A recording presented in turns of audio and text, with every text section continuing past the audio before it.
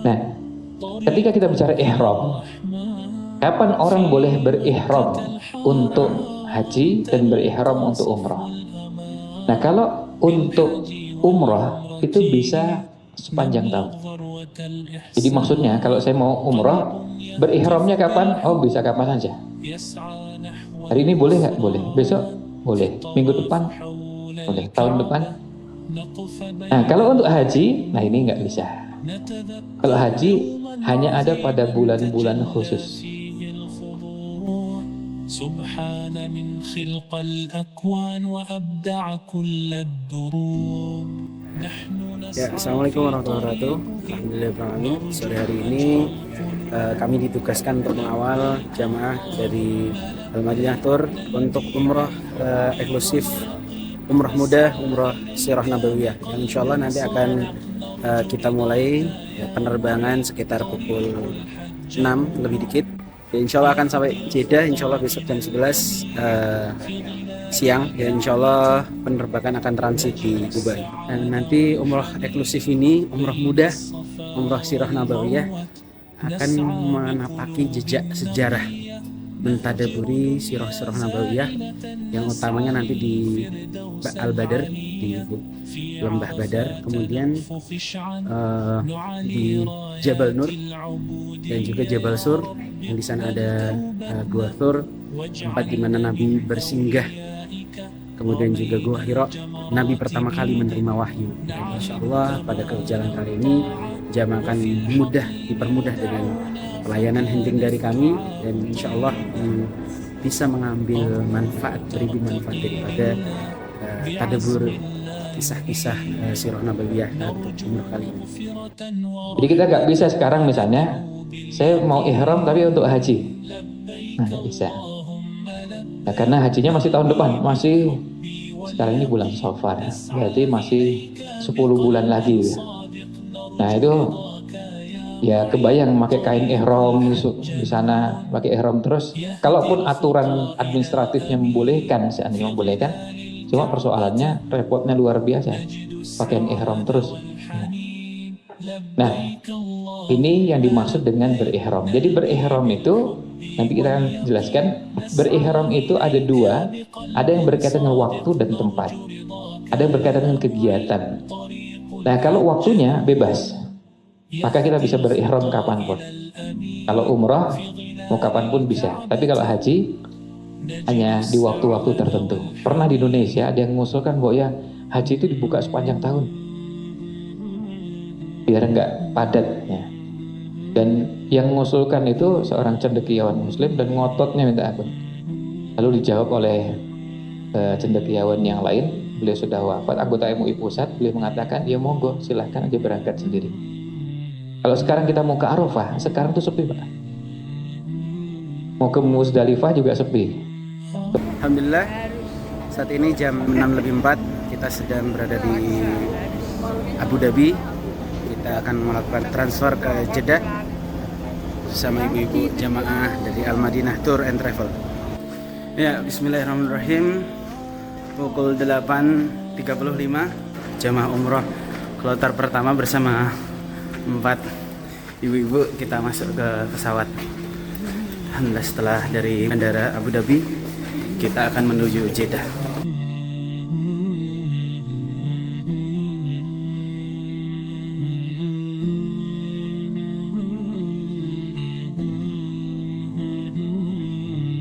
Assalamualaikum ibu-ibu, ada pesan-pesan sebelum kita meninggalkan Abu Dhabi? Pesannya apa ya? Atau kesan-kesan? Ya enak.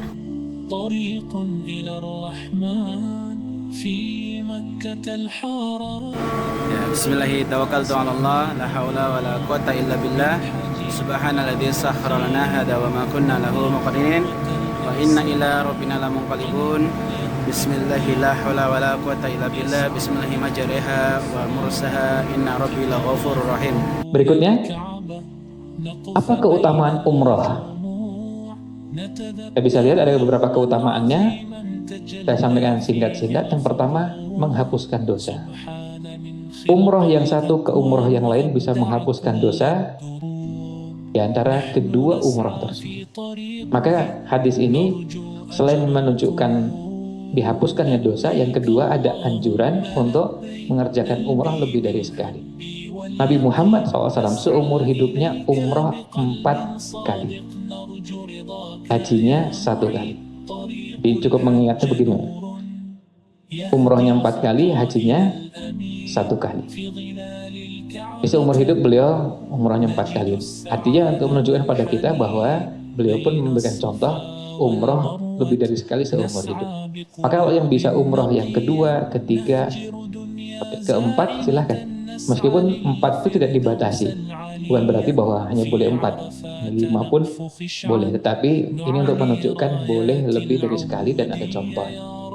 Ya, setelah sampai kita melakukan pasport kontrol untuk setiap pendatang. Jadi kita akan konfirmasikan paspor kita sebelum kita memasuki area Saudi Arabia di Bandara Jeddah ini.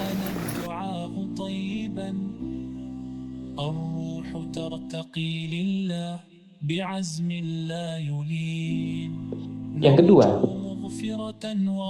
ya, coba bisa lihat di sini, ikutilah atau iringilah haji dan umroh. Jadi maksudnya setelah umroh, haji, umroh, haji, umroh, umroh, haji, haji. Nah, karena apa? Keduanya menghapuskan kefakiran dan dosa, sebagaimana bara api menghilangkan kotoran besi, emas, dan perak.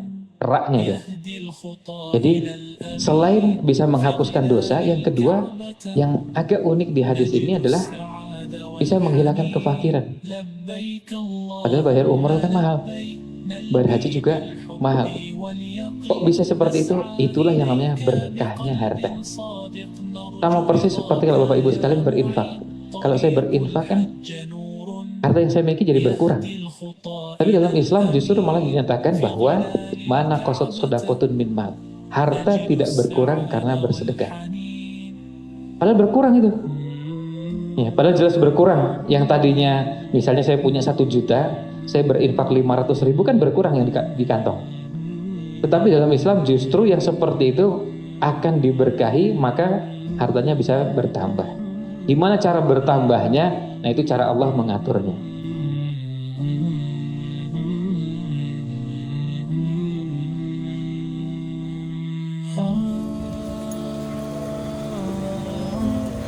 Ya, kita akan mampir ke Masjid Apung. Masjid Apung. Kita akan makan beserta jamaah dan sholat zuhur serta asar di jamaah qashar.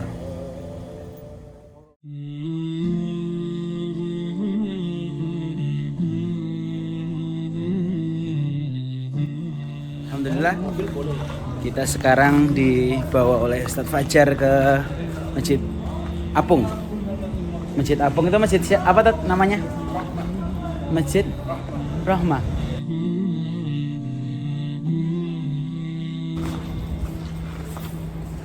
Ya. Sekarang jamaah yang rombongan sepertinya sulit untuk kesini karena tidak ada parkir bis lagi.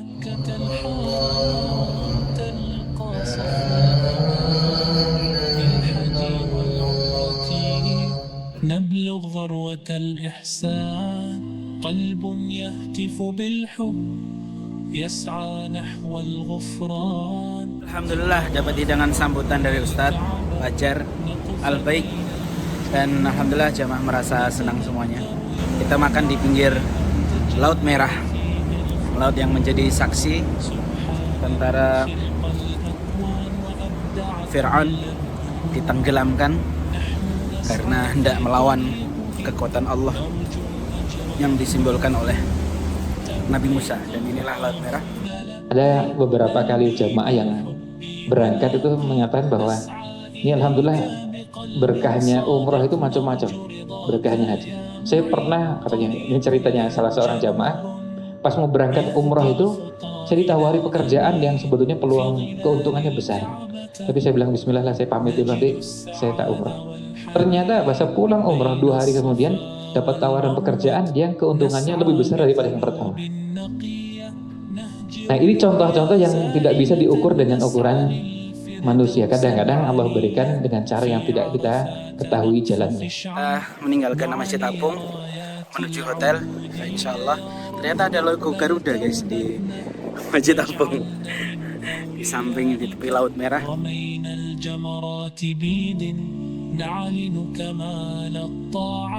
وفي الحطيم دعونا فكان الدعاء طيبا. Kita akan menuju hotel untuk istirahat, menunggu kedatangan kloter berikutnya. Kemudian kita akan melaksanakan umrah insyaallah. لبيك اللهم لبيك نلبي بالحب واليقين نسعى إليك بقلب صادق. Alhamdulillah jamaah telah sampai hotel. Insya Allah kita akan menginap di sini semalam. يهدي الخطى إلى الأمين في ظلال الكعبة. Assalamualaikum warahmatullahi wabarakatuh. Hari kedua tanggal 21 Agustus 2024 kita berada di Jeddah. Sudah dengan kondisi ihram, ini badai pasir. Pasir berterbangan ke wajah. Masya Allah, semoga semuanya baik-baik saja. Yang flight juga semuanya dilancarkan. Yang mau mendarat kemungkinan akan susah ini. Coba. Badai pasir. Yang seperti ini udah sering, Dad? Sering kayak gini? Ini tanda hujan atau enggak tuh? Iya.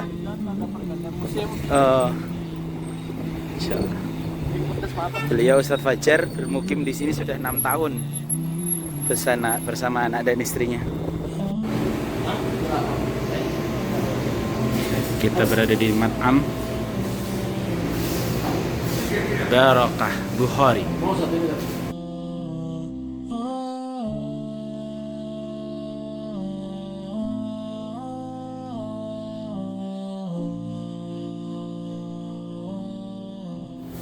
Ya, selain Pepsi, alhamdulillah sekarang sudah ada alternatif Linda. Katanya Ustadz Fajar, ini buatan lokal sini. Daripada beli Pepsi, mendingan beli Linda. Pengganti minuman pro Yahudi. Alhamdulillah kita membeli Bukhari Faham, Dajjal Faham.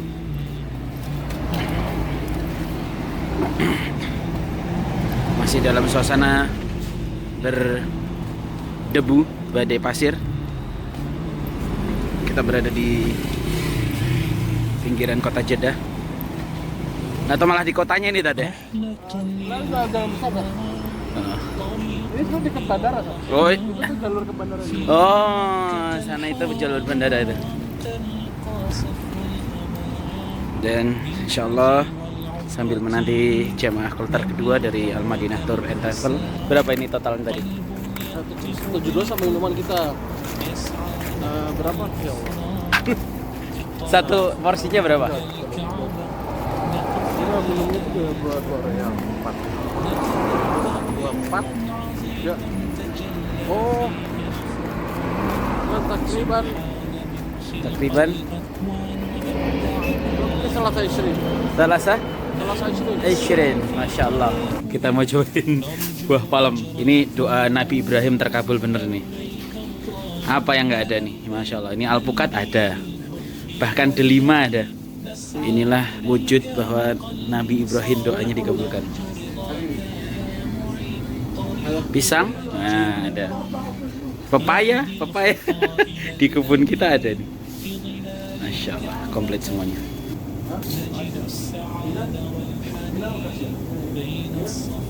Dan belanja di sini bisa nyobain. Ini kayak gini bisa nyobain. Bismillahirrahmanirrahim. Bismillah. Masya Allah. Ini asli ya. Review buahnya jauh lebih segar dari buah Indonesia. Masya Allah. Ini bukti bahwa kekuatan doa itu bisa merubah segalanya. Lahan yang gersang tanpa bisa menumbuhkan tumbuhan buah, tapi dia bisa mendatangkan buah dari seluruh dunia. Masya Allah. Ini teman-teman, semangka Saudi Arabia. Sebesar apa? Coba, kepalanya masih. لبيك اللهم لبيك نلبي بالحب واليقين. Ya, kita kembali ke hotel dan membawakan menu makan malam untuk para jemaah ibu-ibu. يهدي الخطى إلى الأمين في ظلال الكعبة نجد السعادة والحنين لبيك اللهم لبيك نلبي بالحب واليقين نسعى إليك بقلب صادق نرجو رضاك يا معين طريق Buat berempat. Iya. Pripun Bu, sehat Bu? Nyaman nggih? Bisa tidur nggak tadi? Masya Allah. Gimana Bu? Enak ya Bu? Serasa di rumah sendiri tau Bu? Selamat makan Bu. Mari, Assalamualaikum. AC-nya nggak kedinginan Bu atau kepanasan? Kita kembali ke kamar kita. Ya, bismillah. Kita akan coba buah palm nih. Namanya apa? Buah apa? Palm biasa? Plum apa ya? Plum. Buah palm atau plum? Nggak tahu ini. Kita akan coba. Bismillahirrahmanirrahim.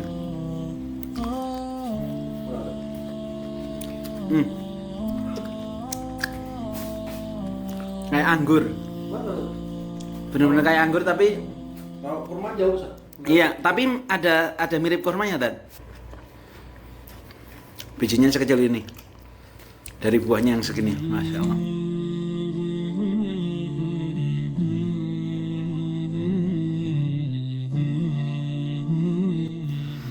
Oke, kita coba. Bismillahirrahmanirrahim. Ini cara makan sesuai sunnah. Ya, semua sesuai sunnah. Asal nggak berlebihan ya, Tad. Bismillahirrahmanirrahim.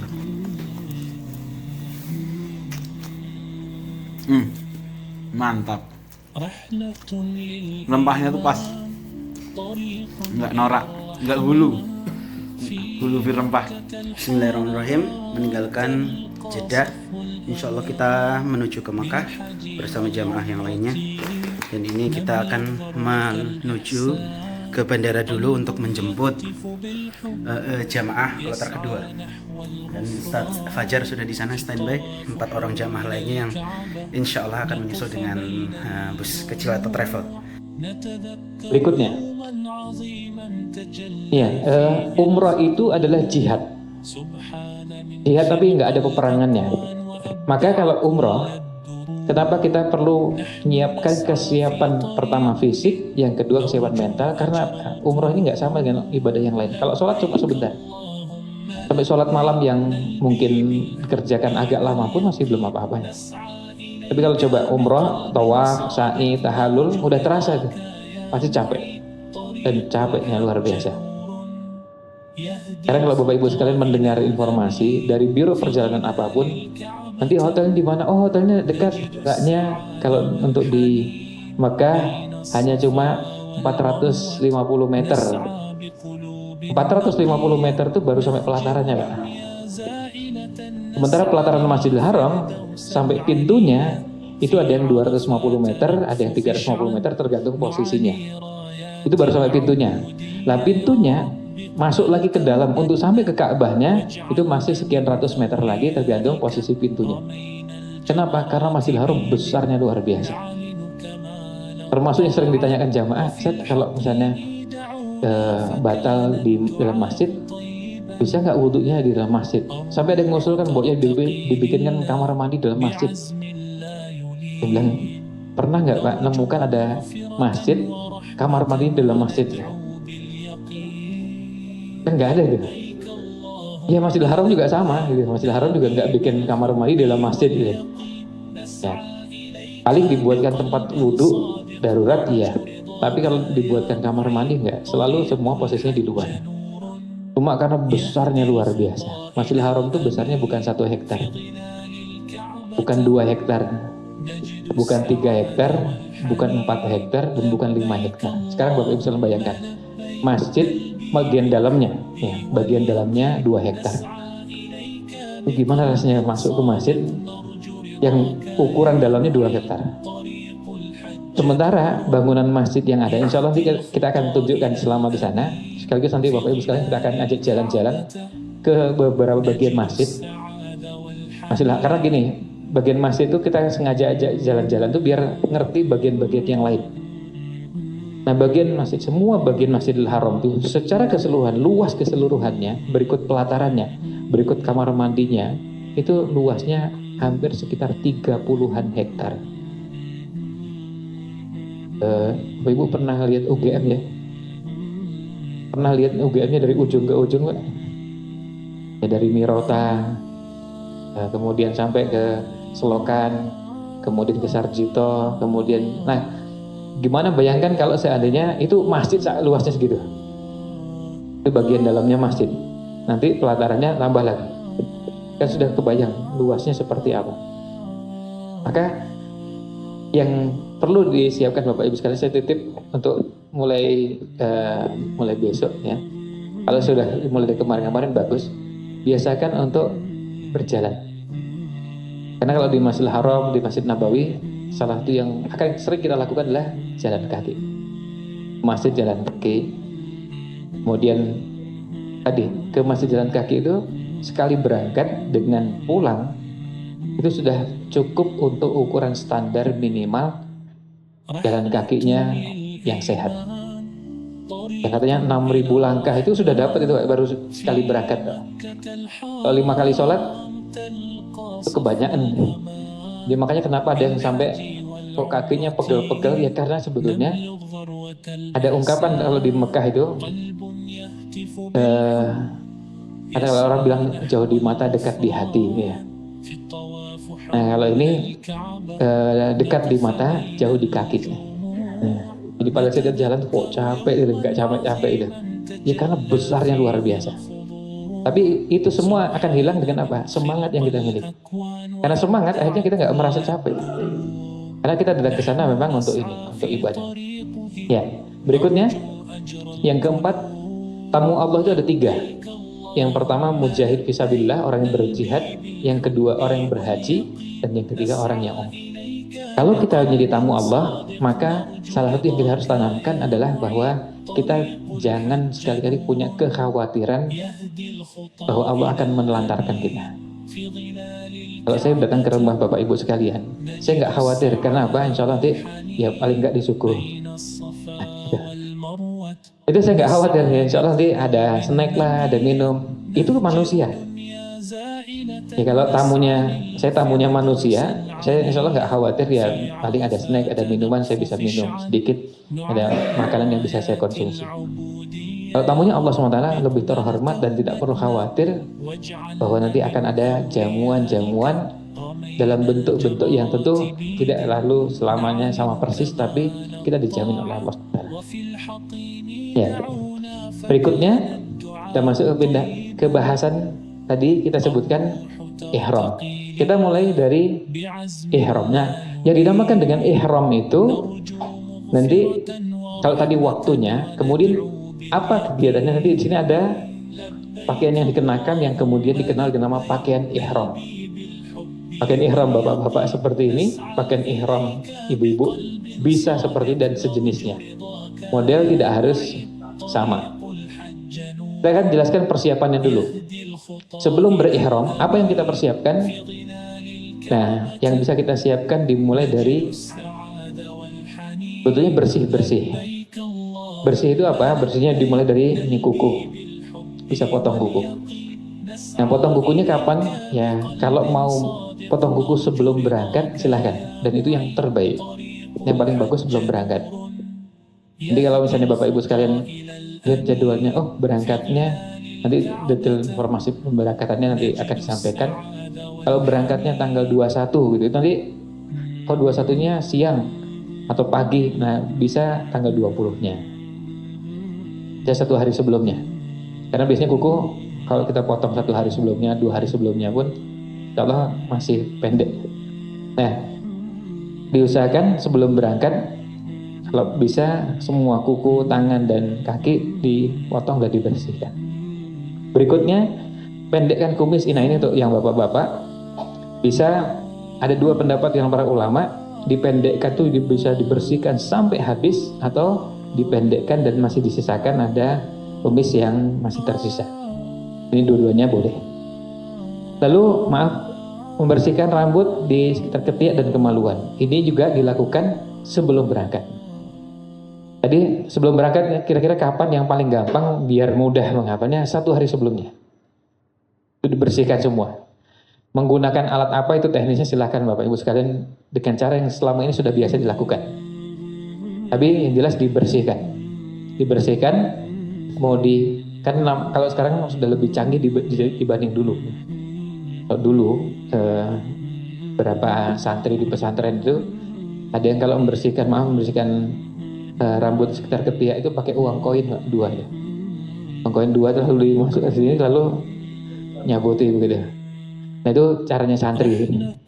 Nah kalau sekarang mau cara yang lain itu sih semuanya teknisnya terserah. Yang penting dibersihkan. Karena tiap orang punya cara sendiri-sendiri yang dirasa lebih nyaman. Yang intinya dibersihkan. Alat-alatnya ini hanya cuma sekedar contoh, tidak harus sama persis seperti intinya tadi dibersihkan. Nah, kalau rambut perlu dipotong nggak usah nanti, karena kalau rambut kan kita akan tahallul, nanti akan dipotong di saat setelah selesai umroh. Jadi kalau yang rambutnya agak panjang nggak usah khawatir, nanti biar sekalian di saat setelah selesai umrohnya. Berikutnya, nah berikutnya mandi. Nah ini mandinya dilaksanakan sebelum Bapak Ibu sedang berangkat. Belum berangkat ke bandara, ya meninggalkan rumahnya. Karena bulan rutenya kita akan ke Mekah dulu, maka mandinya dari rumah. Nah mandi yang kami maksudkan di sini adalah yang sering diistilahkan mandi junub, mandi janabat, mandi besar. Yang dimaksud itu bukan mandi sekedar mandi biasa.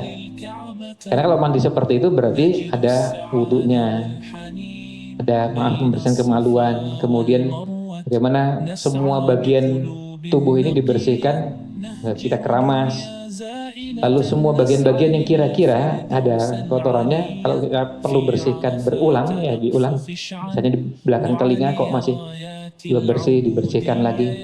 Intinya mandinya bisa dilakukan sebelum berangkat. Jadi sebelum Bapak Ibu sekalian berangkat ke bandara, kalau mau mandi, nah mandinya ini yang kita masukkan mandi besar. Ini hukumnya sunnah, tidak wajib. Tapi sunnah dalam ini kalau di sini, nah ini sunnah maksudnya sunnah yang tidak wajib. Maksudnya kalau seandainya nanti begitu berangkat ada di antara Bapak Ibu sekalian yang pas mau berangkat, aduh belum mandi ya. Terus gimana nih? Umroh saya sah apa enggak? Tetap sah.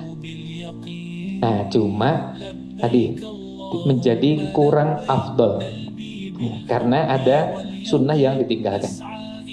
Makanya tadi saya sampaikan sebisa mungkin kalau mandi bisa dikerjakan sebelum berangkat.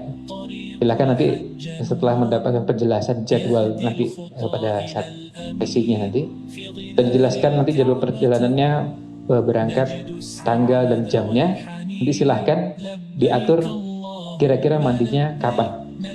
Nanti di rumah masing-masing sebelum berangkat ke bandara. Ya, alhamdulillah. Hamdan katsiran thayyiban mubarakan fi. Alhamdulillahi wallahu akbar. Telah selesai rangkaian umroh kita. Tinggal tahallul. Ini. Insyaallah kita memilih untuk menggundul karena itu lebih afdal. Rasulullah mendoakannya 3 kali, baru kemudian mendoakan yang memendekkan sekali. Lebih afdal gundul.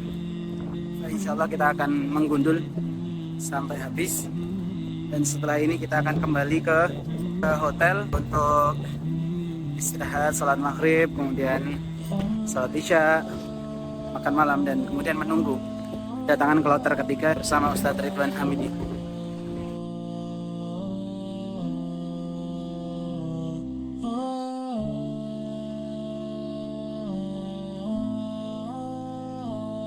Ya, bismillah. Assalamualaikum warahmatullahi wabarakatuh. Alhamdulillah, kloter ketiga dari Al-Madinah Tour telah sampai bersama Ustadz Ridwan Hamidi.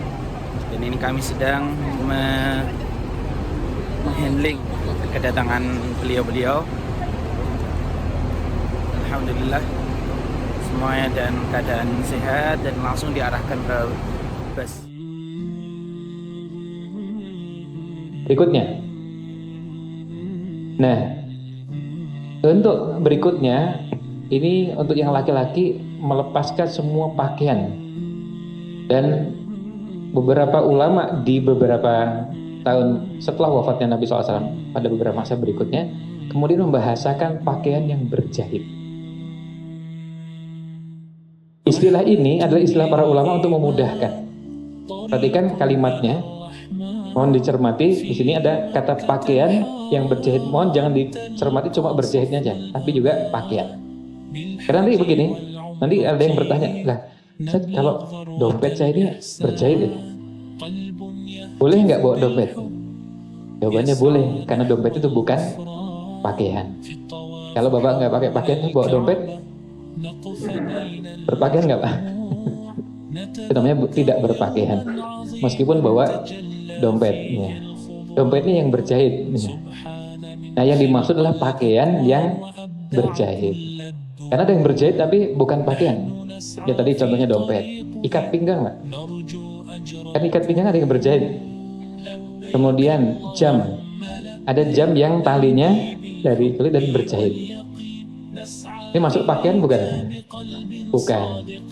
Ya, jadi kalau ada orang pakai jam tapi nggak pakai pakaian, ya tetap namanya tidak berpakaian meskipun berjahit. Karena bisa jadi tali jamnya berjahit, kemudian dompetnya berjahit, ikat pinggang juga berjahit. Ada yang berjahit dan banyak modelnya, termasuk tas. Boleh nggak saya bawa tas? Oh boleh, tapi itu bukan pakaian ya. Ya, tas itu umumnya dijahit. Jadi ada dua kata kuncinya, pakaian berjahit. Itu yang tidak boleh dikenakan oleh bapak-bapak. Nah, yang dimaksud di situ berjahit itu semuanya, pakaian berjahit, dan termasuk dalam berjahit itu bisa dijahit, kemudian dipasang kancing, pakai perekat dan semacamnya. Maka kalau misalnya kalau pakai seperti popok itu juga masuk kategori yang dimaksudkan di sini. Juga termasuk, karena apa? Karena popok juga pakai perekat. Ya, jadi bisa dijahit, bisa pakai kancing, pakai perekat, dan semua bentuk-bentuk yang untuk menghubungkan. Karena sekarang sudah ada yang nggak perlu jahit bisa, tapi seperti pampers itu kan, ya itu juga sama. Itu masuk kategori pakaian yang dibilang berjahit. Nah, jadi ini untuk yang bapak-bapak melepaskan dan kemudian hanya cuma pakai ini, 2 helai kain. Nah, 2 helai kain ihram ini nanti kita akan kita akan peragakan, tetapi juga sekaligus bapak-bapak nanti yang belum pernah kita sarankan untuk belajar. Jadi kita bisa langsung belajar di sini, paling tidak tahu gimana cara menggunakannya supaya nanti ini bisa dipraktekkan dan nanti bisa dilatih di rumah supaya lebih nyaman lah ya. Karena begini, pakai kain ihram itu jangan sampai makainya kenceng tapi susah berjalan. Seperti pakai jari itu yang terus kemudian pokoknya putar-putar begini aja, kainnya dililitkan ke tubuh dan kuat, tapi nanti jalannya kan susah ya. Nggak bisa jalan. Naik ke bus juga nanti susah, itu mau ngangkat kaki susah. Nah, sementara kain ihram itu harus diatur gimana cara mengenakannya. Nanti kita akan peragakan berikutnya. Nah, kalau yang untuk ibu-ibu ini kalau yang kebetulan nanti menggunakan cadar, masker, ini pada saat berihram dilepaskan. Nanti selesai itu tetap bisa dikenakan. Jadi pada saat berihram. Kapan berihram itu berarti pada saat ketika sudah mulai mengucapkan labbaika umrotan. Nah sejak itu maka mulai dilepas. Kalau sebelum itu silahkan dikenakan. Nah yang bapak-bapak juga tentunya sama. Sehingga yang namanya masker itu nanti dikenakan hanya dalam kondisi pada saat memang perlu mengenakan masker selain di waktu-waktu tersebut. Dan itu insya Allah tidak, tadi kita sampaikan nggak terlalu panjang atau lama. Ya, berikutnya, nah boleh nggak pakai wewangian, pakai minyak wangi? Kalau wewangian itu ditempelkan di badan, di tubuh, boleh. Kalau dikenakan di tubuh, tapi nggak boleh kalau itu dikenakan ke pakaian. Kan ada beberapa wangian yang memang diletakkan ke tubuh, mau di bagian manapun, termasuk misalnya di bawah ketiak, silakan. Tapi tidak di pakaian, bagian atas maupun bagian bawah. Berikutnya, nah ini memakai pakaian ihram. Nanti untuk praktiknya karena waktunya nanti kita akan coba kalau bapak ibu bapak mau praktik nanti di sesi pada saat kita istirahat nanti bisa latihan, bisa nanti kita bantu untuk latihan mempraktikkan menggunakan kain ihramnya. Baik, selanjutnya kita pindah ke slide berikutnya. Nah, setelah tadi berpakaian, ihram itu dimulai dengan apa? Dengan mengucapkan selain niat karena Allah SWT, lalu mengucapkan ada dua pilihan. Bisa yang pertama, labbaika umrotan. Ini yang paling singkat, labbaika umrotan. Atau yang kedua, bisa ada tambahan Allahumma, labbaika Allahumma umrotan. Labbaika Allahumma umrotan. Bisa yang pertama atau yang kedua. Kalau yang ingin lebih singkat, yang pertama labbaika umrotan sudah cukup. Kalau yang mau panjang labbaika Allahumma umrotan gak boleh. Ini pilihan. Jadi boleh yang pertama atau yang kedua. Mari kita baca sama-sama, saya hantarkan. Labbaika umrotan. Labbaika umrotan. Labbaika umrotan. Dan sekarang coba yang kedua. Labbaika Allahumma umrotan. Labbaika Allahumma umrotan. Proses mencukur telah selesai. Pripun Mbah? Saya Mbah. Pod-podo kudule. Moder sik. في ظلال الكعبة نجد السعادة والحنين. الله أكبر. Allahu Akbar walillahil hamd. Hujan di Masjid Haram. Allahu Akbar. Allahu Akbar. Allahu Akbar walillahil hamd. Allahu Akbar. Allahu Akbar. Allahu Akbar walillahil hamd. Allahu Akbar.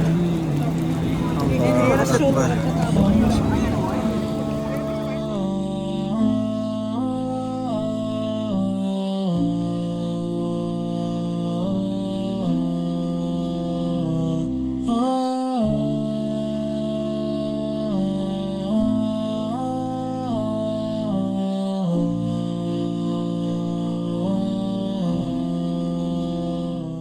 رحلة للإيمان طريق إلى الرحمن في مكة الحرام تلقى صفو الأمان بالحج والعمرة نبلغ ذروة الإحسان قلب يهتف بالحب يسعى نحو الغفران